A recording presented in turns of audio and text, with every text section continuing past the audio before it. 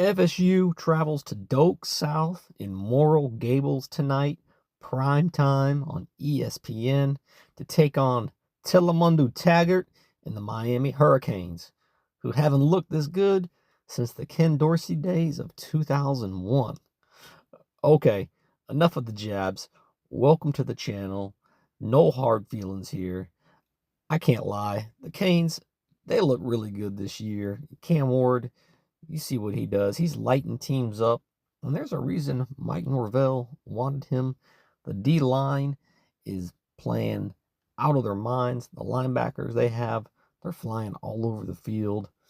Now, just imagine for a second here how different these two teams would be if Cam Ward chose the Noles over Miami. Just something to think about. But this really just goes to show how important the recruiting in the portal battles can be. And we've seen it with FSU guys.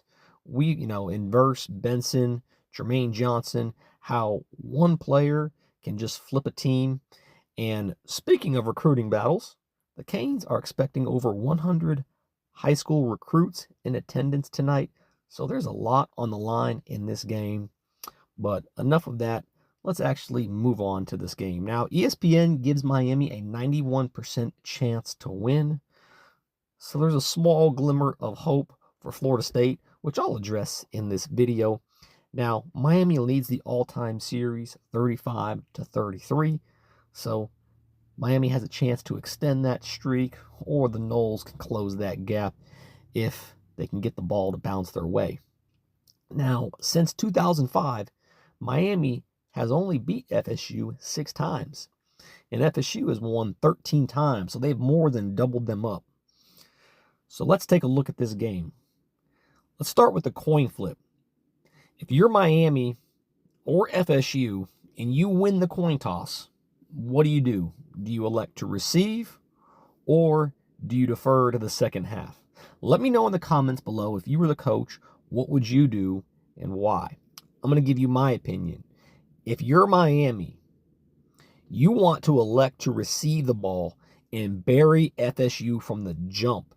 You don't want the Noles to start on offense and to use their scripted drive and get a score and build some momentum. No.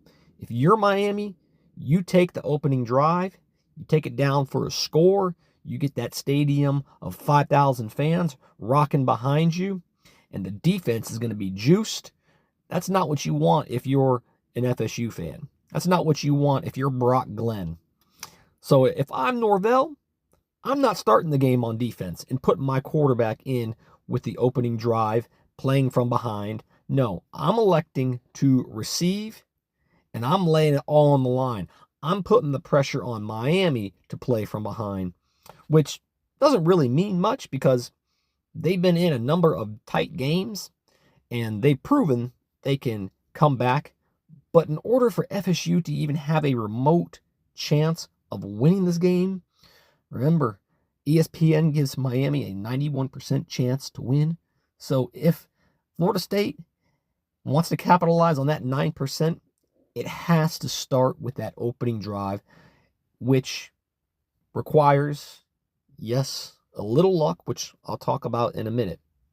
So what must FSU do to win this game? Well, there's 3 keys to victory, and I'll touch on each one. But the first one is fundamentals. The second one is creativity. And the third one is luck. So let's talk about this. The fundamentals. Every sport, the winning comes down to the fundamentals. And that's something Florida State has lacked all year. And it starts with catching the ball. I can't count how many times I've seen wide open receivers have the ball thrown beautifully right to them, and they just drop it. It's like they have stone hands. So the receivers are going to need to step up this game. You're in a prime time spot. All the lights are on you. It's a big rivalry game. You want to knock off the number 6 team in the nation, you're going to have to catch the ball. But in order for them to catch the ball, the offensive line, who's probably played the worst out of all the units on the field, and that's saying a lot because DJU wasn't too impressive. the offensive line will need to step up and block. And I don't have much faith in that unit. The Duke Blue Devils, they were getting in the backfield with just a 3-man rush at times. So they're going to have to step their game up tonight and give Brock Glenn a chance in the pocket to go through his progressions and for the receivers to get open and for them to catch the ball. If the offensive line doesn't block, there's not much of a chance, really. That's what this game, I think, comes down to, as most games do, but games are won in the trenches. So number one, you got to establish that line of scrimmage, give Brock a chance. And then two, these receivers are going to have to step up and catch the ball. And speaking of fundamentals, let's talk about the special teams real quick. The points, they will come at a premium. And the field goal kicker, the special teams, they're going to have to connect on every opportunity they get. That means if they're in field goal position, they're going to have to connect on those field goals. They're going to have to hit those long, booming punts to flip the field. Can't afford any short punts, any missed field goals. We need every bounce to go our way. So moving on from the fundamentals, number two is creativity.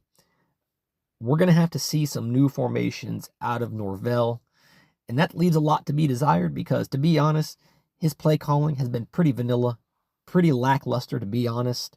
It's pretty predictable, to be honest. I think most defenses are picking up on this. And one thing that I think they need to do is use the RPO. Get the pocket moving, allow Brock Glenn to use his legs, because we have to keep the Miami defense guessing. We have to disrupt their assignments if we're to even have a chance. If we don't mix in the RPO and Brock is left to stand in the pocket, the Miami defensive line is going to eat him alive. And the last thing you want to do is to put a bad offense behind the chains. And that's when they get desperate, they start forcing things, and the game can easily get away from him. So utilizing the RPO might allow FSU to break one, or at the very least extend some drives and keep the Miami offense off the field. So that's something I'm going to keep my eye on because, again, if they don't mix in some creativity, Miami's going to bury FSU quick. Another thing, along the lines of creativity, there's going to need to be some trick plays. We saw a fake punt against Duke, and I would have to think, yes, Miami has prepared for that, but at the same time, you have to believe Miami is going to be aggressive. They're going to be licking their chops, wanting to come after them on at least one of those punts. So finding the right time where they're blitzing, the right down and distance to execute the fake punt or fake field goal, whatever they want to do, and calling the right play in that moment is important because it may only come once in the game. Those circumstances may only align once. So Norvell, he's going to have all this ready and his players to execute. Again, going back to the fundamentals of blocking and making a play. And thirdly, for the Noles to escape Doak South with a victory, they're going to need Lady Luck on their side. They're going to need to win the turnover battles. They haven't really forced many turnovers this year, so the D-line is going to have to get pressure and sack Ward and put him into some of those third and long situations and, possibly force a pick six or, a scoop and a score. They'll need probably even a blocked punt or maybe a blocked field goal attempt to, either keep points off the board for Miami or to create a short field for themselves. So FSU, they have a lot in front of them. It's an uphill battle. It's nearly impossible, but ESPN's giving them a 9% chance, so there's a small glimmer of hope. Now, FSU, how many points do they need to score in order to win this game? Now, FSU has not scored more than 21 points since week 0 against Georgia Tech. And outside of their one win against Cal, that's probably the closest they've been to winning all year. Now, 21 points is not going to get it done against the Miami Hurricanes. But if that's all they got, that would be really good considering how poorly this team has played. Now, I think they're going to need at least one more score than that in that neighborhood in order to have a shot at even winning this game. They're going to need at least 27 to 31 points in that ballpark somewhere to even have a remote chance of even winning the game. Now, being a diehard Nole fan, I have to be realistic, though. I'm a realist. My head is saying Miami 45 and FSU 13. I think if Florida State put up 13 on Clemson, they can kind of get in that ballpark against Miami.